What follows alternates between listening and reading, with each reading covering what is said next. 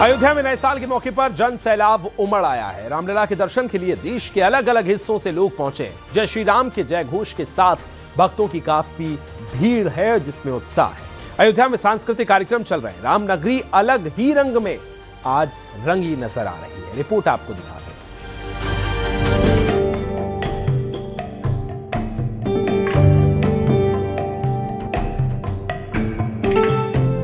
रामनगरी अयोध्या में आस्था का सैलाब उमड़ रहा है।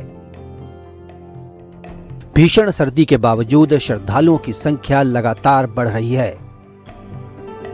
राम मंदिर की प्राण प्रतिष्ठा की दूसरी सालगिरह पर भक्तों का उत्साह देखते ही बनता है। प्रभु श्री राम की नगरी में उत्सव का माहौल है।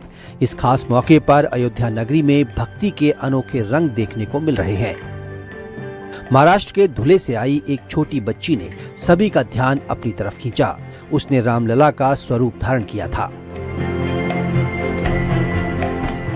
पारंपरिक वेशभूषा में सजी इस बच्ची ने श्री राम की स्तुति भी गाई।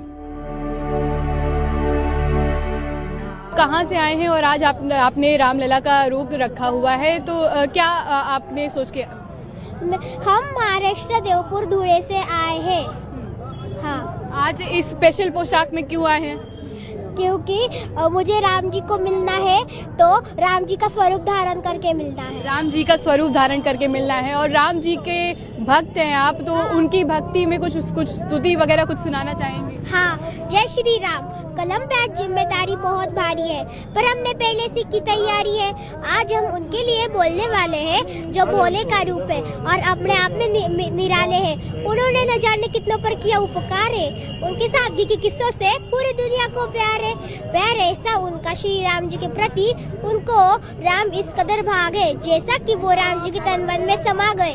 सीता जी ने एक चुटकी सिंदूर से प्रेम दर्शाया और पवन पुत्र ने पूरे बदन पे प्रेम सिंदूर लगाया। ऐसा नटखटपन उन्हें मस्ती करना काम लगा।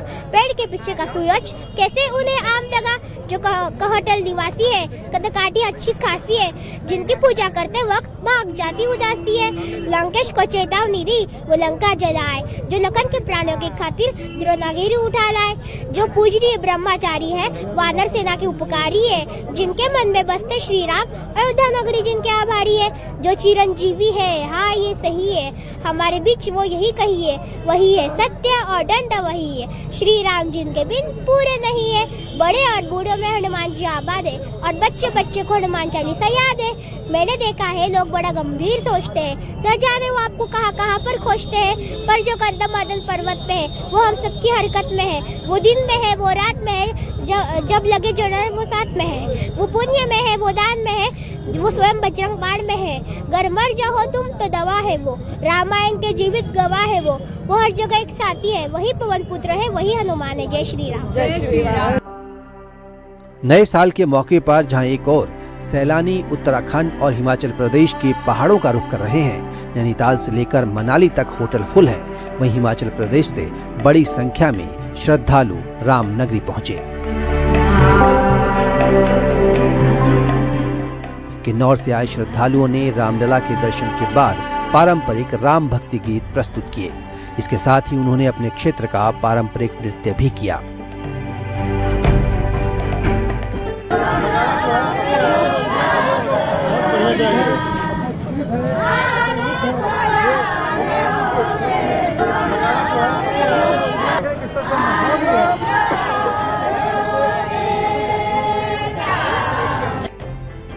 नए साल के मौके पर अयोध्या में श्रद्धालुओं का जन सैलाब उमड़ा हुआ है।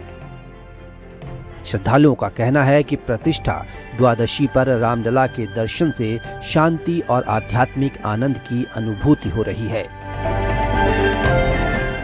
राम मंदिर में श्रद्धालुओं को सुबह 7 बजे से रात 10 बजे तक दर्शन हो रहे हैं। इसके लिए 10 लाइनें बनाई गई हैं। मंदिर प्रशासन की बेहतरीन व्यवस्था से रामलला के दर्शन में दिक्कत नहीं आ रही।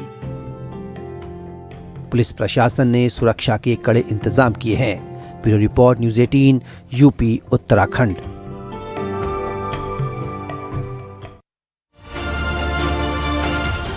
अयोध्या में सोशल मीडिया पर राम जन्मभूमि का एक वीडियो तेजी से वायरल हो रहा है। वीडियो में मोर भगवान राम को माला पहनाते दिखाई दे रहा है। वीडियो रामलला के प्राण प्रतिष्ठा की दूसरी वर्षगांठ के मौके का है, लेकिन न्यूज़ 18 इस वायरल वीडियो की पुष्टि नहीं करता है।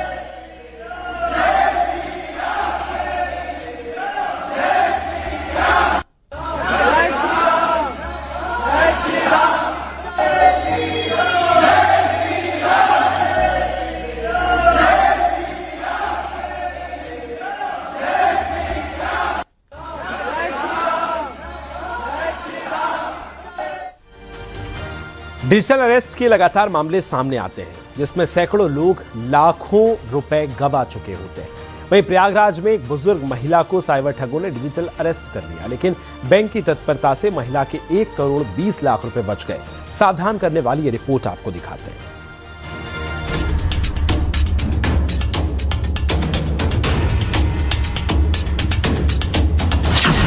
साइबर ठगों का कारनामा।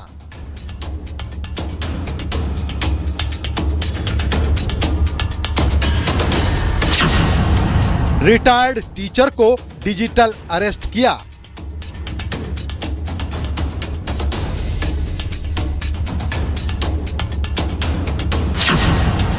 बैंक कर्मियों ने बचा लिए 1 करोड़ 20 लाख रुपए।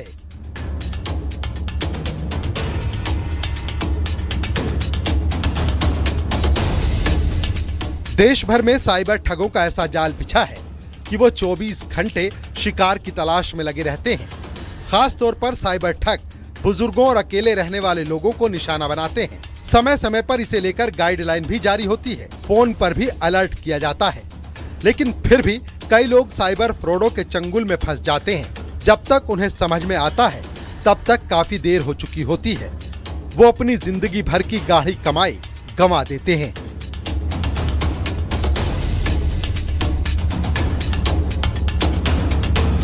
प्रयागराज में भी साइबर फ्रॉडों ने एक बुजुर्ग रिटायर्ड टीचर को टारगेट किया।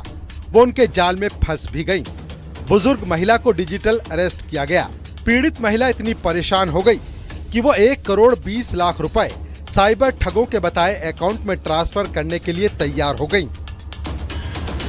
वो अपनी एफडी तुड़वाकर साइबर ठगों को रुपए भी भेजने जा रही थी, लेकिन सिविल लाइन शाखा के चीफ बैंक मैनेजर और वरिष्ठ अधिकारियों कर्मचारियों की सजगता ने महिला के साथ फ्रॉड होने से बचा लिया। तो इन तमाम अधिकारियों की मौजूदगी की वजह से एक बड़ी घटना जो है ये कह सकते हैं, एक बड़ा जो अमाउंट था महिला का, जो उसकी गाढ़ी कमाई थी जीवन भर की, वो जाने से बच गई। और आप इस महिला को सीसीटीवी कैमरे में देख सकते हैं। प्रयागराज के सिविल लाइन के क्लाइव रोड की रहने वाली ये महिला थी, और ये महिला आकर बाकायदे इस समय जो आप देख रहे हैं सीसीटीवी फुटेज में, यहाँ पर वो उस फॉर्म को भर रही है, उस चेक को भर रही है, यानी ये जो आवेदन फॉर्म भर रही है, इसी स्लिप को भर रही है, जिसमें कि 90 लाख रुपए जो उसके गाढ़ी कमाई का था, जो उसके सेविंग अकाउंट में था, जो उसके एफडी में था, इसके अलावा SCSS यानी कि जो सीनियर सिटीजन को ज्यादा ब्याज मिलता है, जो स्कीम है भारत सरकार की, उसके तहत जो पैसे थे उनको वो अपनी गाढ़ी कमाई को तोड़कर उन साइबर ठगों को डिजिटल अरेस्ट होने के बाद देना चाहती थी। हमारे जो अधिकारी यहाँ पे हैं सारे बहुत वेल ट्रेंड और बहुत ही सतर्क और जागरूक हैं। इनका ग्राहक का हित सर्वोपरि है। ये हमारे पंजाब नेशनल बैंक का जो एक भरोसे का प्रतीक जो टैग लाइन है, इसको भी इंडिकेट करता है। तो आप हम लोग जैसे ही थोड़ा सा उस शक जाहिर हुआ महिला के व्यवहार से कि ये कुछ इतना एबनॉर्मल अमाउंट निकाल रही हैं, वैसे ही सारे मेरे सजग जो एम्प्लॉई हैं तो इन्होंने अपना ये कर लिया और कोशिश करके उनका पैसा बचाने में बहुत ही अहम योगदान दिया। जब बुजुर्ग महिला बैंक आई थी तो वो बेहद घबराई हुई लग रही थी। 29 दिसंबर की ये घटना है, जब साइबर ठगों ने उन्हें डिजिटल अरेस्ट किया था। दोपहर 1:30 बजे वो बैंक पहुंची। कहीं कोई जमीन खरीद रहा है, कुछ उसके चेहरे पे खुशी होगी, लेकिन उस उदासी को इन्होंने परखा और इन्होंने अपने मानसिक संबल का भी यूज करा और इवन फ्रॉडस्टर को भी अपना नंबर दिया, निर्भीकता भी दिखलाई। तो बहुत आप लोगों के संपर्क में भी रहे, लगातार संपर्क में बने रहे, ये भी इनकी खासियत रही, लगातार हम लोगों के संपर्क में। और साइबर सिक्योरिटी, साइबर जो टीम होती है साइबर पुलिस की, उसके साथ भी संपर्क में रहे और इस चीज को हम लोग बचा पाए। गाड़ी कमाई हमारे कस्टमर की बच गई। बुजुर्ग महिला ने पहले बताया कि वो कोई प्रॉपर्टी खरीद रही हैं।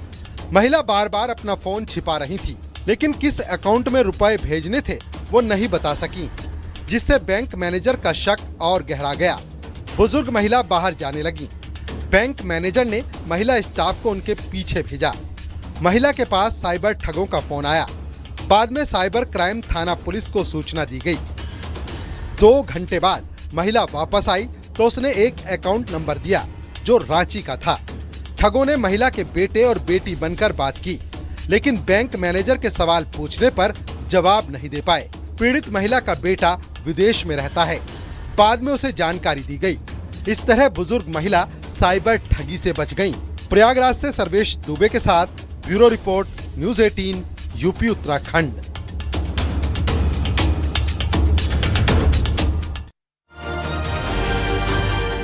गांधी और वाड्रा परिवार के घर खुशियां दस्तक देने वाली हैं। प्रियंका वाड्रा बनने वाली हैं सास, वहीं राहुल गांधी मामा ससुर कहलाएंगे।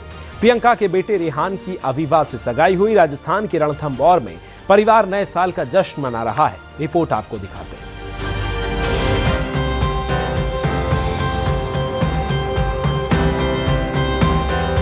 कांग्रेस महासचिव और सांसद प्रियंका गांधी के घर शहनाई बजने का इंतजार है, क्योंकि उनके लाडले बेटे रेहान वाड्रा की सगाई हो गई है। अब सगाई के बाद शादी कब होगी, इसको लेकर कयासबाजी शुरू हो गई है। जाहिर है कि राहुल गांधी अब मामा ससुर बनने वाले हैं। आखिर कौन है जो वाड्रा परिवार की बहू बनने जा रही है? 24 साल के रेहान एक विजुअल आर्टिस्ट हैं। उनकी सगाई दिल्ली की रहने वाली अवीवा बेग से हुई है। ये सगाई दोनों परिवार की रजामंदी के साथ राजस्थान के रणथंभौर में एक बेहद निजी और सादे समारोह में संपन्न हुई। कार्यक्रम को पूरी तरह निजी रखा गया। गांधी परिवार नए साल का जश्न सवाई माधोपुर के रणथंभौर में सेलिब्रेट कर रहा है। प्रियंका गांधी और राहुल गांधी वहीं हैं। रॉबर्ट वाड्रा करीबी रिश्तेदार और मेहमानों की मौजूदगी में हो रही है। 2 जनवरी तक गांधी परिवार रणथंभौर में रुक सकता है। रणथंभौर नेशनल पार्क में रेहान वाड्रा और अवीवा बेग के साथ साथ घूमते नजर आए। दोनों जीप में बैठकर सफारी पर निकले। इसका एक वीडियो भी सामने आया है। रेहान वाड्रा और अवीवा बेग एक दूसरे को पिछले कई सालों से जानते हैं। 7 साल की रिलेशनशिप के बाद दोनों की सगाई हुई। हालांकि रेहान खुद को लाइमलाइट से दूर रखते हैं। रेहान ने दिल्ली, देहरादून और बाद में लंदन से पढ़ाई की। पढ़ाई पूरी करने के बाद रेहान वाड्रा ने कला के क्षेत्र में कदम रखा। रेहान अब तक अपनी पेंटिंग्स और आर्ट वर्क की कई प्रदर्शनी भी लगा चुके हैं। वहीं अवीवा बेग दिल्ली की रहने वाली हैं। पेशे से फोटोग्राफर, प्रोड्यूसर और बिजनेस वूमन हैं। अवीवा के बारे में कहा जाता है कि वो राष्ट्रीय स्तर की फुटबॉलर भी रह चुकी हैं। रेहान और अवीवा अब जिंदगी के नए सफर पर निकल पड़े हैं। बताया गया कि आने वाले समय में शादी से जुड़ी तारीख भी तय की जाएगी। Bureau report, news 18, UP Uttarakhand.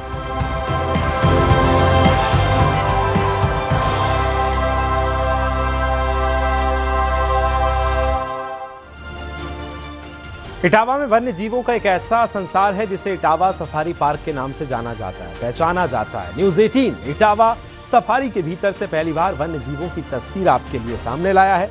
इस रिपोर्ट में आपको दिखाते हैं।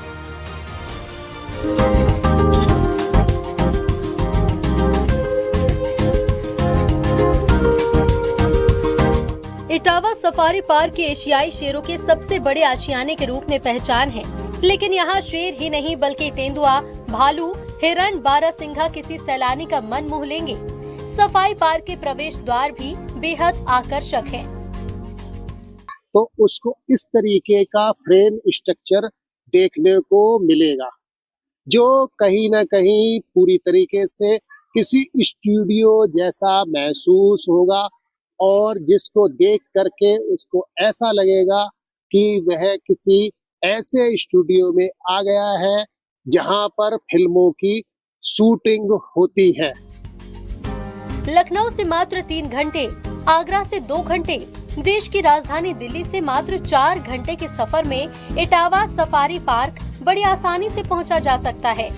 इटावा सफारी पार्क में 5 सफारी हैं, जिसमें lion safari, bear safari, deer safari, antelope safari और लेपर्ड सफारी शामिल हैं। इटावा सफारी पार्क आने वाले सैलानियों के लिए अलग अलग गाड़ियों की व्यवस्था भी है। आ रहे हैं वो इस तरीके की बंद गाड़ी से यहाँ पर लाए जाते हैं ताकि उनको किसी भी तरह का कोई खतरा ना हो, और वो पर्यटक पूरी तरीके से गाड़ी के भीतर ही रहते हैं। और इसके साथ ही यहाँ जो वन्य जीव है वो बड़ी संख्या में यहाँ पर मौजूद है, उनके लिए खाने की व्यवस्था करने में सफारी के कर्मी यहाँ पर जुटे हुए हैं, जिसमें मुझे तो बड़ा अच्छा लगा। मैं कानपुर से आया हूँ, मेरी पूरी फैमिली आई हुई है, मेरे बच्चे और वो। मतलब मुझे ये एक्सपेक्टेशन नहीं थी कि इटावा में आके इतनी अच्छी चीज देखने को मिलेगी। अभी हमने 2 लेपर्ड्स को देखा है और उसके बाद हम आए हैं और यहाँ पे डियर पार्क में घूम के आए हैं और होपफुली उम्मीद करते हैं कि आगे लाइन भी देखने को मिलेगा। तो very good and hats off to Etawah. आप बताइएगा कि आपको कैसा लगा है? मेरा एक्सपीरियंस बहुत अच्छा रहा है मेरी फैमिली के साथ और हम फर्स्ट टाइम यहाँ विजिट करने आए हैं और हम दोबारा फिर आएंगे। लायन सफारी में जाने वाले पर्यटकों के लिए सुरक्षा गाड़ी का इंतजाम है ताकि हमले की सूरत में सुरक्षा कर्मी स्थिति पर काबू कर सके। यहाँ शेर, तेंदुओं के साथ बड़ी संख्या में हिरण की मौजूदगी भी है। यहाँ आने वाले सैलानियों को 3 बारहसिंघा भी देखने वाले हैं। पर्यटकों को इस बार खुले में लेपर्ड देखने को मिलेंगे। भालू 6 भालू हैं, उनको भालू सफारी में भी खोला जा रहा है। इसके साथ ही लायन में भी 3 हैं, 1 मेल और 2 फीमेल वहाँ पे मिलेंगी और बाकी एंटीलोप और डियर सफारी में बहुतायत संख्या में एनिमल मौजूद है। तो सभी को बढ़िया अच्छे से, और मौसम सही रहा तो और अच्छा आनंद आएगा। नए साल के मौके पर इटावा सफारी पार्क में सैलानियों की संख्या में इजाफा हो रहा है। नए साल पर पर्यटकों के लिए सरप्राइज गिफ्ट भी होने की बात कही जा रही है। इटावा से दिनेश शाके के साथ bureau report, news 18 UP Uttarakhand.